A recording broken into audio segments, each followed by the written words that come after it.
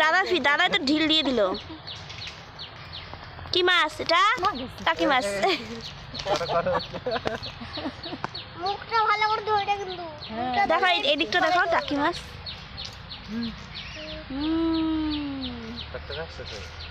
একদম চকচকা। ওই যে দাদা আবার ওটা কি?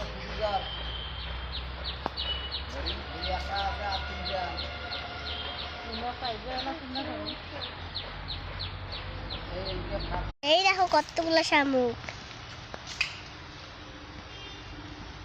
এই যে এই ভিতরে শীষগুলো খাইতে হয়,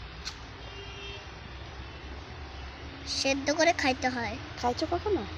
না না খাইছো রান্না করে? খাইছি, খাইতে পারি নাই, মা রান্না করতে পারে নাই, এগুলো কখনো ধরা হয় নাই ওই জন্য।